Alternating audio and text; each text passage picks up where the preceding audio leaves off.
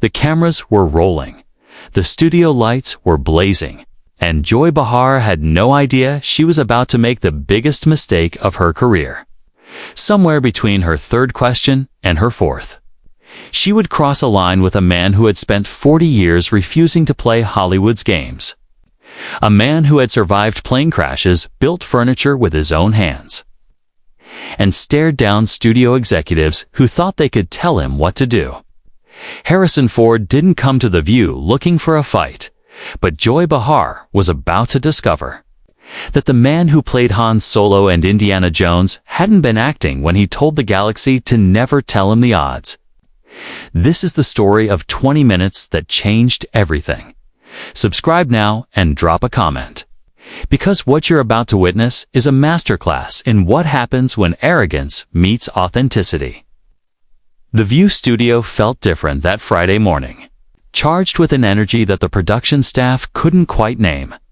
Harrison Ford was the guest, and everyone who had ever watched one of his interviews knew that this could go any direction.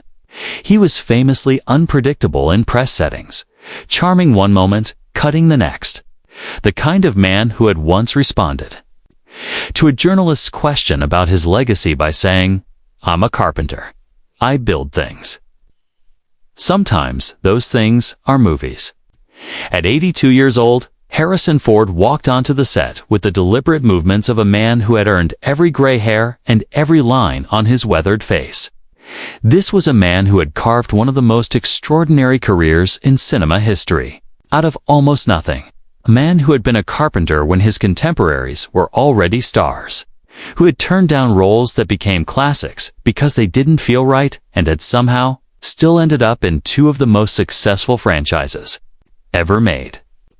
Not through calculation or ambition, but through a stubborn insistence on doing things his own way. The audience applauded warmly, though there was a tentativeness to it. Ford's reputation preceded him. He was not known for being easy, forgiving. The answers people expected for playing the game that most celebrities played reflexively. He was known for building his own furniture, flying his own planes, and having absolutely zero patience for questions he considered stupid. He settled into the guest chair with a grunt that the microphones caught, nodding once to the hosts without, the practiced smile that most guests deployed immediately. Whoopi greeted him with the respect of one industry survivor to another. Sarah Haynes seemed slightly intimidated. Robin Roberts leaned forward with professional curiosity. Joy Behar studied him with an expression that suggested she had already decided how this interview was going to go. "Harrison Ford, welcome to The View," Whoopi began. "It's an honor to have Indiana Jones himself sitting with us." "Thanks," Ford replied, his voice carrying that distinctive gravel. "Though I'm not him, just the guy who wore the hat." The audience chuckled. It was a typical Ford deflection, humble on the surface, but carrying an edge. Joy jumped in before anyone else could speak, but not with a question, with a statement. "You know, Harrison, I've been watching your interviews for years, decades. Actually, and I have to say, you always seem like you'd rather be anywhere else. Like doing press is some kind of punishment. Don't you think that's a bit ungrateful? All these fans who love you, and you can barely be bothered to crack a smile." The observation was sharp and clearly designed to knock him off balance, but Ford simply turned his head slowly to look at her, his expression unchanged. "Is that a question or a diagnosis?" he asked. "It's an observation," Joy replied. "You've had one of the biggest careers in Hollywood history, and you act like it's all been some kind of burden. Some people would kill for what you've had." Ford was quiet for a moment. When he spoke, his voice was measured but carried an undercurrent. That made several crew members exchange nervous glances. "I've been doing this for 50 years. 50 years of interviews, premieres, photo shoots, press junkets. And in all that time, I've learned something. The work matters. The publicity doesn't. I show up and do the job because I'm a professional. But I'm not going to pretend that sitting in a chair answering the same questions I've answered 1,000 times before, is my idea of a good time. But that's part of the job, Joy pressed. Connecting with fans, being accessible, showing some warmth. Is it? Ford's eyebrow raised slightly. Or is that just what people have decided celebrities owe them? I made movies. People watched them, or they didn't. That's the transaction. Everything else is noise. The bluntness seemed to catch Joy off guard, but she recovered quickly. Fine, let's talk about the work then. You've played Han Solo and Indiana Jones for decades. Some critics say you've essentially been playing the same character your whole career, the grumpy, reluctant hero who doesn't want to be there. That's not exactly range, is it? Ford laughed, a short, dry sound that contained no warmth whatsoever. Same character. Have you actually watched my films? Joy, The Fugitive, Witness, The Mosquito Coast, Presumed Innocent, Regarding Henry. Those are all the same character to you. He shook his head slowly. I've played doctors, lawyers, cops, scientists, presidents. I've done comedy, drama, action, romance. But sure, if you only remember Han Solo and Indiana Jones, I suppose you could convince yourself that's all I've done. I'm not saying that's all you've done. I'm saying those are the roles people remember. And maybe there's a reason for that. The reason is that those films were enormous cultural phenomena, Ford replied evenly. Billions of people saw them. They became part of the cultural fabric. That's not a limitation of my range. That's a testament to the power of those stories. He leaned forward slightly. You know what's interesting, Joy? I've never heard Clint Eastwood criticized for playing tough guys. I've never heard John Wayne's legacy questioned because he made westerns. But somehow I'm supposed to apologize for being in two of the most successful franchises in film history. Joy's face had reddened slightly, but she pressed on. Let's talk. About your personal life then? You're married to Callista Flockhart. There is a significant age gap there, over 20 years, and you adopted a son together. Some people have wondered whether relationships like that are really about love or about Q. It's fine to be about Clove. Or about something else. The studio went very quiet. This was personal territory, and Ford's expression shifted to something colder. I'm going to give you one chance to clarify what you mean by something else, he said. His voice was quiet, but carried a warning. That was impossible to miss. Joy seemed to realize she had stepped into dangerous territory, but pride prevented her from backing down. I'm just saying that Hollywood has a history of older men with younger women. And sometimes the motivations aren't purely romantic. Power dynamics, career considerations, image management, stop. Ford's single word cut through the air like a blade. I'm not going to sit here and listen to you suggest that my wife married me for my career. Callista was already successful when we met. She didn't need anything from me. We fell in love. We've been together for over 20 years. We've raised a son. Together. That's the reality. Your implications are insulting to her, not to me. He turned to address the camera directly. For the record, my wife is the best thing that ever happened to me. She's smart, she's funny, she's kind, and she puts up with me, which is no small thing. Anyone who wants to question her motives can come talk to me directly. He turned back to Joy. But you won't do that, will you? Because it's easier to make insinuations on television than to actually engage with real people about their real lives. Joy tried to regain control. I was just asking questions that people wonder about. No, you weren't, Ford said flatly. You were fishing for controversy. That's different. And I've been around long enough to know the difference.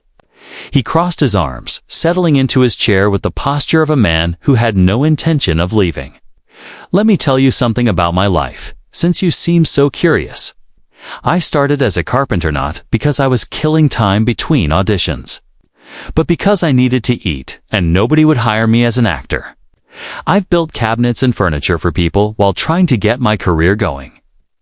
For years, while other actors were going to parties and making connections, I was sanding wood and installing doors.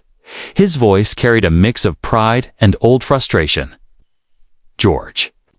Lucas hired me to build cabinets at his house.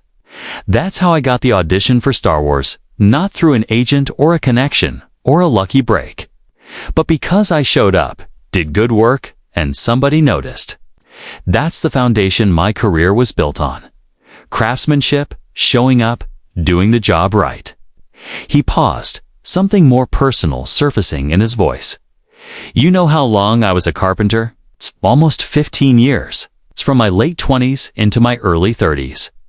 While other actors were becoming stars, I was measuring twice and cutting once. Learning how to work with my hands. Learning patience. Learning that there are no shortcuts when you're building something real.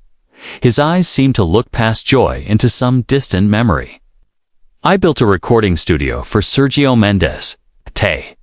I built a sun deck for Sally Kellerman. I renovated Joan Didion's house. Real work for real people who expected real quality. And that's the work ethic I brought to acting when I finally got the chance. You don't phone it in. You don't cut corners. Get right, or you don't do it at all. He looked at Joy with something approaching contempt. So when you suggest that my success has made me ungrateful, or that my marriage is some kind of arrangement, you're talking about things you don't understand. I've earned everything I have through work, through persistence, through refusing to give up when the industry told me I wasn't good enough. Joy seemed to be searching for a way to regain the upper hand. Fine, let's talk about something else. Your plane crashes? You've had multiple emergency landings incidents where people could have been hurt. At your age, some people think it's irresponsible for you to still be flying. That you're putting others at risk for your hobby. Ford's expression shifted to something almost amused. My hobby. I'm a certified pilot. I've logged thousands of hours. I've been flying for over 30 years. I own multiple aircraft. I've done helicopter rescues in the Wyoming wilderness, pulling lost hikers off mountains. I've worked with the Civil Air Patrol. Flying isn't a hobby for me, it's a passion. It's a discipline. And yes, it's a risk. But so is driving a car.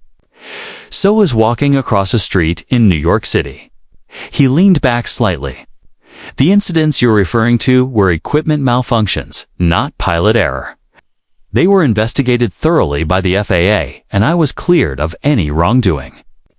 In fact, in at least one case, my emergency procedures were cited as exemplary. I landed a plane on a golf course when the engine failed and walked away. Most people would have crashed. I didn't because I know what I'm doing. He paused. But you knew that, didn't you? You just wanted to ask the question in a way that made me look reckless. That's what this whole interview has been, taking things out of context, implying things that aren't true, hoping I'll get angry enough to give you a soundbite. He uncrossed his arms and leaned forward. I'm not going to give you that. Been doing this too long. I've dealt with people like you my entire career, people who think they can rattle me, get under my skin, make me say something I'll regret. It doesn't work. His voice dropped to something almost gentle, which somehow made it more devastating. You know what I've learned in 82 years? The people who try hardest to tear others down are usually the ones who have built the least themselves. It's easier to criticize than to create. Easier to question someone else's life than to examine your own. He looked around the studio, then back at Joy. I've built things, movies, yes, but also actual things with my hands. Furniture that people use every day. A ranch that I've worked for decades. A family that I love. A career that has lasted over half a century. What have you built, Joy? Besides a reputation for making people uncomfortable. The question hung in the air. Joy's face was now fully red. I've had a successful career in television and comedy for decades, she said defensively. Have you? Ford's tone was almost curious. I don't know. I don't watch television much, usually out flying or working on the ranch or spending time with my wife and son. You know actual life things. The dismissal was brutal in its casualness. Joy stood up abruptly. I don't have to sit here and be insulted. Then don't, Ford replied, not moving. I was invited here to do an interview. You're the one who decided it was going to be an interrogation. I'm just responding to what you've given me. This is my show, Joy said, her voice rising. Actually, I believe it's Whoopi's show, Ford said, glancing at Whoopi, who was watching. The exchange with barely concealed amazement, and Barbara Walters created it. A bit it's your show. The correction was precise and delivered with the timing of someone who had spent decades working with the best screenwriters in the business. Joy stood frozen, clearly unsure whether to stay or go. Ford continued, his voice now carrying something. That might have been genuine advice. You know, Joy, I'm not your enemy. I'm just a guy who made some movies. I came here today prepared to talk about work, about life, about whatever you wanted to discuss. But you came in with assumptions, with an agenda. You decided before I sat down that you were going to put me in my place. He shook his head slowly. I'm 82 years old. It's been put in my place by experts directors who didn't believe in me. Studios who thought I was finished. Critics who said I couldn't act. Time itself. You're going to have to try harder than a few loaded questions and some tabloid insinuations. Asterisk, he smiled, and for the first time it almost reached his eyes. Sit down, Joy, let's start over. Ask me about acting, about building things, about what I've learned in 50 years of doing this. I'm happy to have that conversation. But if you're just going to keep trying to provoke me, I'll just keep doing what I'm doing, now sitting here comfortably watching you get frustrated. Joy remained standing, her hands shaking slightly. I think we need a commercial break. We don't need anything, Ford replied. But if you need one, go ahead. I'll wait. Something in his absolute calm seemed to break Joy's composure completely. She turned and walked off the set without another word, leaving behind a studio that had gone completely silent. Ford watched her go, then turned to Whoopi with a shrug. Was it something I said? The audience, which had been holding its breath, burst into laughter. Whoopi was shaking her head, a smile playing at her lips. Harrison, you are something else. I'm a carpenter who got lucky, he said simply. That's all I've ever been. Sarah leaned forward, seizing the opportunity. Can we actually ask you about your career? About what you've learned? Ford nodded. That's what I came here to do. And for the remaining time, freed from Joy's hostile presence. Harrison Ford gave one of the most engaging interviews of his career. He talked about working with directors from Lucas to Spielberg to Villeneuve, about the discipline of craft, about finding love later in life, about what it meant to still be working, still flying, still building things at 82. He talked about the importance of environmental conservation, a cause he had championed for decades. About his 800-acre ranch in Wyoming, where he worked the land and escaped from Hollywood whenever he could. About why he still did his own stunts well into his 70s, not for ego, but because he believed audiences deserved authenticity. The body breaks down, he admitted with a wry smile. I've had injuries, but there's something about actually doing the thing, not just pretending to do it, that comes through on screen. The audience can feel the difference. They might not know what they're feeling, but they feel it. Sarah asked about his children, and his voice softened noticeably. 5 children from different marriages, ranging in age from their 20s to their 50s, each finding their own path. He spoke about the challenges of being a father while having the kind of career that took him away for months at a time, about mistakes he'd made and lessons he'd learned. I wasn't always present when I should have been, he said quietly. Work took priority when it shouldn't have. That's something I live with. But my children know I love them, and I've tried to do better as I've gotten older. Sometimes, the best thing you can do is acknowledge your failures and keep trying. The audience left that day having witnessed something extraordinary. Not a fight exactly, though it had contained elements of something more like a demonstration of how to handle hostility without becoming hostile, of how to refuse to play someone else's game without losing your composure, of how decades of experience and a lifetime of actually doing things gave a man the quiet authority to make loaded questions seem small. Joy Behar would return to the show after the break, but something had shifted. The other hosts treated Harrison Ford with visible respect for the remainder of his appearance, and viewers at home had seen something that would be discussed for years to come. The moment when Harrison Ford proved that you don't have to raise your voice to win an argument. You just have to be exactly who you are. And if who you are is a carpenter who built a legendary career with his own hands, that's more than enough for those who had grown up watching him swagger through cantinas as Han Solo, who had cheered as Indiana Jones outran boulders and faced down Nazis who had been moved by his quieter performances in films like Witness and The Fugitive. There was something deeply satisfying about watching the man behind those characters. He was exactly what they had always hoped he would be: direct, honest, unimpressed by fame, including his own.